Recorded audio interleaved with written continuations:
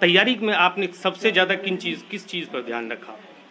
Sir consistency और practice daily पढ़ना है, कभी भी गैप नहीं होने देना और प्रैक्टिस बहुत की। और जितना मतलब पढ़ती थी उतना ही प्रैक्टिस करना है, क्योंकि बिना प्रैक्टिस के आपको समझ ही नहीं आएगा कि कहाँ लैकिंग रह जा रही है। ये दो चीज़ें तो इम्पॉर्टेंट रही। जैसे आप इंजीनियरिंग बैकग्राउंड की हैं, अक्सर लोग कहते हैं कि सिविल सर्विसेज में इंजीनियरिंग बैकग्राउंड के बच्चों का होना आसान होता है, लेकिन आपने सोशियोलॉजी चुना ऑप्शनल, रीज़न बिहाइंड दैट?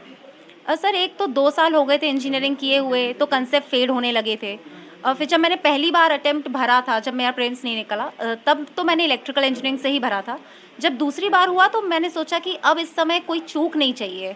जहाँ इंटरेस्ट है, जिस चीज़ के बारे में मुझे जानने में उत्सुकता है, अब मैं वही करूँगी। समय भी है मेरे पास, तो मैंने पूरी तरह से फिर सोशियोलॉजी लिया, एक नए सब्जेक्ट को उठाया। समाज के बारे में जानने में मेरा इंटरेस्ट भी था, तो बहुत ही अच्छा एक्सपीरियंस रहा मेरा तो सोशियोलॉजी के साथ भी।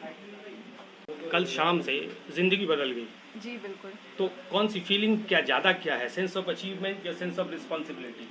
सेंस ऑफ रिस्पॉन्सिबिलिटी लग रहा है अभी तो, कि जितना आज लोग मुझे सराह रहे हैं, तारीफ़ कर रहे हैं, उतना ही आगे भी करें। मेरे जॉब की भी उतनी ही तारीफ़ हो कि मैं उस तरह का काम कर सकूं। और सेंस ऑफ अचीवमेंट भी है कहीं ना कहीं, क्योंकि बहुत लोगों का इसमें एफर्ट गया है, पेरेंट्स का, टीचर्स का, फैमिली का। तो it is a collective achievement. सबसे कॉम्पिटिटिव एग्ज़ाम, हाईएस्ट सरकारी नौकरी की सबसे शीट्स माना जाता है। आगे आपकी क्या योजना है? आगे यही योजना है कि अच्छा करती रहूं, मेरी जो भी क्षेत्र मुझे मिले नौकरी में, मैं उसमें बिल्कुल अपना 100% दूं। और एक कॉम्पिटेंट व्यक्ति की तरह, एक अकाउंटेबल इंसान की तरह आगे बढ़ूं। और जैसे अब कहा जा रहा है कि सेंसिटिव ब्यूरोक्रेसी का ज़माना आ रहा है, तो एक सेंसिटिव इंसान की तरह, एक सेंसिटिव सिविल सर्वेंट की तरह मैं अपने आप को ग्रो कर सकूं। नहीं, जैसे एक सवाल थोड़ा सा आपकी, जब आप जिस सर्विस को ज्वाइन कर रही हैं उसको लेकर मैं करूँगा कि जो सिविल सर्विस स्ट्रक्चर माना जाता है उसको थोड़ा सा कहा यह जाता है कि ज़माने के हिसाब से वो थोड़ा पिछड़ा हुआ है, तो आप उसमें इम्प्रूवमेंट के लिए क्या कर सकती हैं? क्या कुछ सोचा है आपने? सर इम्प्रूवमेंट तो ऑलरेडी शुरू हो चुके हैं। अब इस समय बहुत ही डायनामिक ब्यूरोक्रेसी को इंट्रोड्यूस किया जा रहा है, टेक्नोलॉजी को इंट्रोड्यूस किया जा रहा है। तो मैं इन्हीं सब चीज़ों को अपनाऊंगी पूरी तरीके से और आगे बढ़ाने में कोशिश करूंगी कि मैं कर सकूं।